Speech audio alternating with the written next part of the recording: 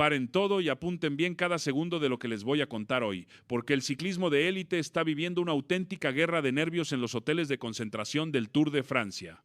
La máxima competición del planeta se está jugando sobre todo en la cabeza de los corredores.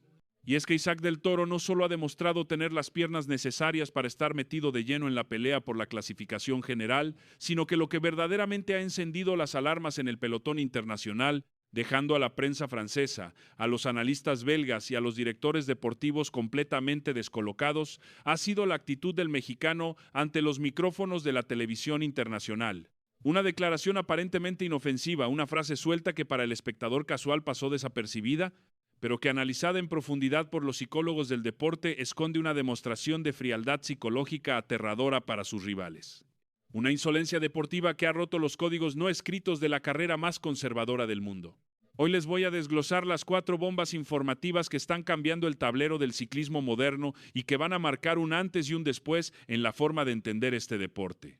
En primer lugar, vamos a analizar palabra por palabra la declaración exacta con la que Isaac del Toro ha dinamitado la solemnidad, el drama y el sufrimiento sagrado de la prensa europea. En segundo lugar, les voy a demostrar con datos de rendimiento por qué esa supuesta relajación o paz del mexicano es, en realidad, la peor tortura mental imaginable para Jonas Vingegaard y toda la estructura del Visma Lease Bike. Y en tercer lugar, desvelaremos el movimiento oculto en los despachos del UAE Team Emirates, una filtración interna que explica por qué el rol de Isaac en las etapas decisivas que están por venir es una trampa mortal absoluta para el resto de los favoritos al podio de París. Hoy destapamos lo que de verdad se esconde detrás de la sonrisa del ciclista que ha puesto en jaque al imperio europeo. Antes de entrar en el análisis quirúrgico de las palabras de Isaac y desmenuzar las entrañas de los equipos del World Tour, se los tengo que decir mirándolos directamente a los ojos, de aficionado a aficionado. Bienvenidos al pelotón hoy. Este es el único rincón de la comunidad ciclista en YouTube donde no nos doblamos ante las narrativas de los diarios tradicionales de Europa, donde no compramos el discurso de que solo los ciclistas nacidos en Flandes o en los Alpes tienen derecho a dictar las leyes del pelotón. Aquí no venimos a pedir perdón por el éxito de los nuestros, ni a buscar excusas o pedir permiso para justificar que un chaval de 22 años, salido de las carreras de Ensenada, le esté pintando la cara a los presupuestos de más de 50 millones de euros de las escuadras del viejo continente. Si a ti también se te pone la piel de gallina al ver la bandera de México ondeando en los puestos de privilegio de la carrera más grande de la tierra, si te emociona ver que un latino está rompiendo los pronósticos de los expertos de escritorio, quiero que hagas 3 cosas ahora mismo para mandarle un mensaje contundente al algoritmo de esta plataforma. Primero, dale al botón de suscribirte si es que todavía no formas parte de esta resistencia ciclista. Segundo, activa la campanita de notificaciones para que YouTube no te esconda nuestros análisis diarios en caliente y seas el primero en enterarte de las verdades del pelotón. Y tercero, destroza, revienta por completo ese botón de like. No les pedimos el me gusta por una simple cuestión de números o vanidad. Se los pedimos porque cada interacción en este video es un misil de visibilidad directo a las oficinas de aquellos analistas europeos que hace unos meses aseguraban que Isaac del Toro era un proyecto verde que venía única y exclusivamente a acumular kilómetros, a sufrir en el llano y a repartir ánforas de agua para sus líderes. Compártele este video a ese compa sabelotodo que te decía que la alta montaña del Tour se le iba a hacer de noche al corredor de Ensenada, a ese que dudaba de su resistencia en las etapas de más de 4000 metros de desnivel. Que entre a ver este canal, que mire la tabla de los mejores del mundo y que le hierva el orgullo a él también al ver que el ciclismo moderno ya no se escribe solo en los laboratorios de Europa, sino con el coraje y la casta que tenemos de este lado del charco. Vamos al lío, que hay mucha tela de dónde cortar. Y ahora, imaginen el escenario. Las salas de prensa del Tour de Francia son templos de tensión. Los periodistas de diarios históricos como L'Equipe en Francia, la Gazzetta de Sport en Italia o Het Nieuwsblad en Bélgica acuden a las entrevistas con un guión perfectamente preestablecido en la cabeza. Son reporteros veteranos que han visto caer a decenas de jóvenes promesas y esperan encontrar siempre el mismo patrón. El perfil del joven ciclista abrumado por la historia de la carrera, asustado por la fatiga acumulada en las piernas, con ojeras profundas y temeroso de tener a monstruos del pelotón persiguiéndolo a pocos segundos en la clasificación general. Esperan las típicas respuestas protocolarias, aburridas, ensayadas y corporativas de siempre, esas que dictan los jefes de prensa de los equipos para no generar polémica. Estamos sufriendo mucho. El ritmo del Tour es inhumano este año. Mis piernas están al límite. Mi único objetivo es intentar sobrevivir día a día con las pocas fuerzas que me quedan y defender el maillot blanco ante el acoso de figuras consagradas como Remco Evenepoel o Carlos Rodríguez. Buscaban, en pocas palabras, el titular del sacrificio, de la sumisión absoluta del atleta ante la grandeza mítica y destructiva de la carrera francesa. ¿Y qué fue lo que hizo Isaac del Toro cuando tuvo los micrófonos enfrente? Con una tranquilidad pasmosa, apoyado en la mesa con el desparpajo de quien está platicando con sus compas en el patio de su casa allá en Baja California, miró fijamente a las lentes de las cámaras internacionales y soltó una frase que ha caído como un balde de agua helada en la cultura ciclista europea. Cita textual, palabra por palabra, traducida a todos los idiomas del pelotón y que ya le dio la vuelta al mundo. Para mí, todo está saliendo según lo previsto en el equipo. Yo no siento ninguna presión externa, al revés. Yo solo he venido a este Tour de Francia a aprender de los mejores y a disfrutar de la bicicleta cada día. Disfrutar de la bicicleta cada día. Tienen que detenerse a pensar en el cortocircuito cultural que estas 6 palabras provocan en la mentalidad del viejo continente.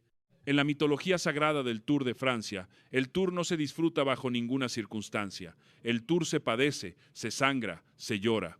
El Tour es una tortura medieval moderna donde los hombres se arrastran por los Pirineos y los Alpes, donde la mística exige que declares públicamente que estás al borde del colapso físico y mental para que tu esfuerzo sea validado por los puristas del deporte. Que un debutante latinoamericano de 22 años, que va metido de lleno en la pelea por los puestos de podio y que tiene la capacidad de poner en fila a los mejores escaladores del mundo, declare abiertamente ante la prensa internacional que él se la está pasando chido, que está disfrutando y que se toma la carrera más estresante del planeta como una simple escuela de aprendizaje sin presión, es visto por los sectores más tradicionales como una insolencia monumental, casi como una falta de respeto al dolor histórico de la carrera.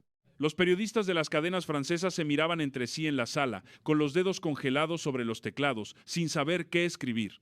¿Cómo construyes la narrativa del sufrimiento épico de un corredor si el propio ciclista te está diciendo en la cara, con una sonrisa limpia, que se divierte corriendo a ritmos infernales en los puertos más míticos de la historia? La frescura descarada de Isaac ha roto los esquemas de la industria porque vino a quitarles el miedo con el que rodeaban a esta carrera. Les demostró que el monstruo del Tour no lo asusta. Pero no nos quedemos únicamente en la superficie del análisis de prensa o en las anécdotas de las entrevistas, amigos.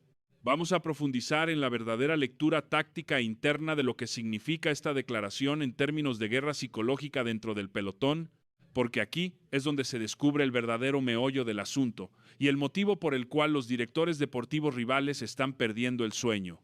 Piensen por un segundo en la situación que viven sus rivales más directos, corredores que llevan años entrenando bajo una presión estructural y corporativa que resulta asfixiante. Analicemos el caso de Jonas Vingegaard. El danés es un bicampeón del Tour de Francia, un hombre extraordinario sobre la bicicleta, pero que vive metido en un búnker de concentración absoluta desde enero hasta julio. Está monitorizado hasta el último miligramo de carbohidratos que ingiere en la cena, rodeado de ingenieros de rendimiento que calculan cada pedalada, cada ángulo aerodinámico y cada vatio como si fuera una ecuación de astrofísica de la NASA. Para él, para el Bismalea Sea Bike, el Tour de Francia no es una competencia deportiva, es una cuestión de vida o muerte profesional, una obligación existencial para justificar inversiones millonarias. Cada segundo que ceden ante el UAE es una crisis interna que desata llamadas de pánico de los patrocinadores en los Países Bajos. Están compitiendo con el peso del mundo y de la historia sobre sus hombros, con el miedo constante al fracaso.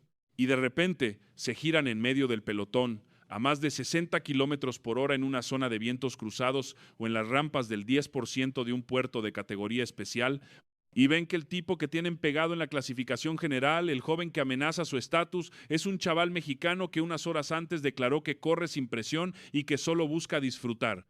Esto es, desde el punto de vista de la psicología deportiva, la peor pesadilla imaginable para un líder de laboratorio.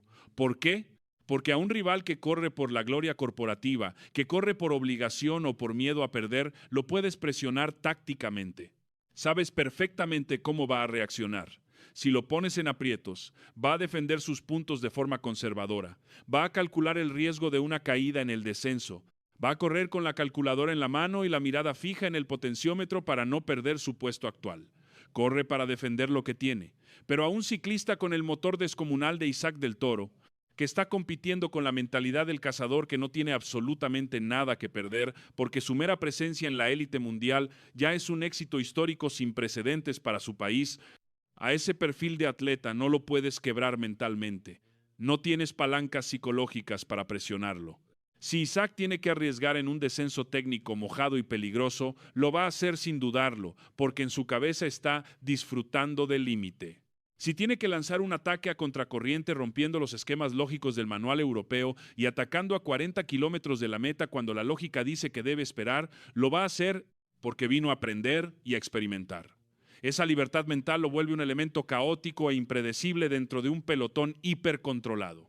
Esta fortaleza mental se complementa de forma perfecta con sus capacidades físicas de nacimiento.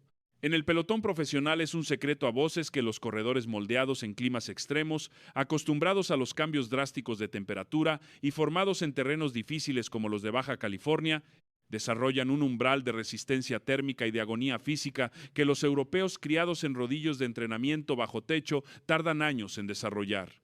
Cuando las condiciones se ponen verdaderamente difíciles en la carretera, cuando el calor del asfalto se vuelve insoportable, cuando el polvo nubla la vista o el ritmo de carrera se vuelve francamente inhumano, esa mentalidad de diversión actúa como un escudo protector biológico. Mientras los rostros de los corredores europeos reflejan pánico y agonía, Isaac corre por sensaciones, con la frescura, el desparpajo y el hambre de nuestro ciclismo. Ahora bien, entremos de lleno en el terreno de la pura estrategia de equipo, porque la gestión que el UAE Team Emirates está haciendo con la figura de Isaac del Toro es una auténtica obra de arte de la estrategia militar aplicada al deporte de las dos ruedas. Hasta la irrupción del ciclista mexicano en este tour, el manual de carrera de las escuadras rivales era sumamente sencillo de diseñar en las pizarras de los hoteles. La única misión era neutralizar los ataques salvajes de Tadej Pogačar. Los directores deportivos rivales sabían que si lograban aislar al fenómeno esloveno en las primeras rampas de la alta montaña, si le desgastaban a sus gregarios de confianza, tenían una oportunidad real de derrotar al UAE en un duelo directo de 1 contra 1. Pero la irrupción y la presencia de Isaac del Toro en los puestos de privilegio de la clasificación general provisional cambia las reglas del tablero por completo y rompe los manuales tácticos de todos los equipos. El UAE ha conseguido la situación con la que sueña cualquier director deportivo en la historia del deporte, la doble baza estratégica real. Isaac del Toro ya no puede ser considerado ni utilizado por su propio equipo como un simple peón de demolición para tirar del grupo en los primeros kilómetros de un puerto y luego dejarse caer. El UAE no va a quemar el talento del chaval de Ensenada para hacerle el trabajo sucio a Pogačar desde lejos. Ahora tienen la oportunidad de oro de mantenerlo fresco, protegido y oculto en el grupo de favoritos hasta el tramo final y decisivo de las etapas reina. En las etapas de alta montaña que definirán el Tour, los rivales ya no pueden centrar sus estrategias únicamente en vigilar la rueda del maillot amarillo.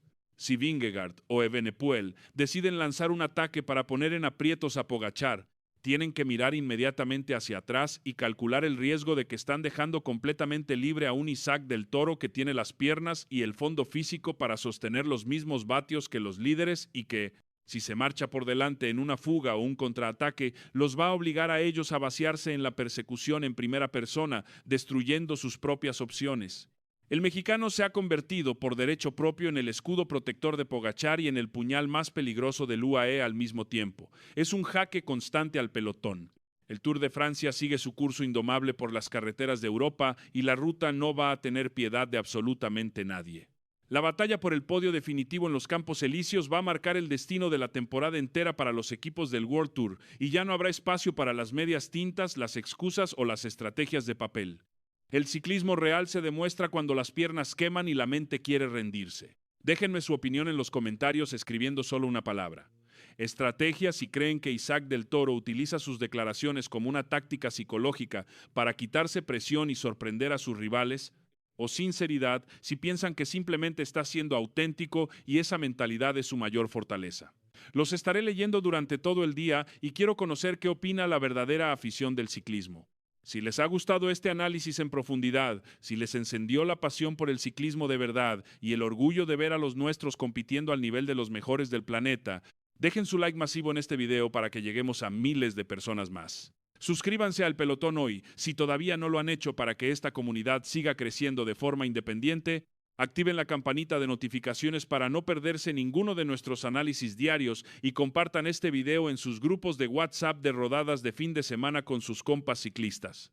Que todo el mundo se entere de que el ciclismo de élite se está decidiendo en nuestro idioma. Nos vemos en la carretera. Fuerza México, un abrazo para toda Latinoamérica y viva el ciclismo sin filtros.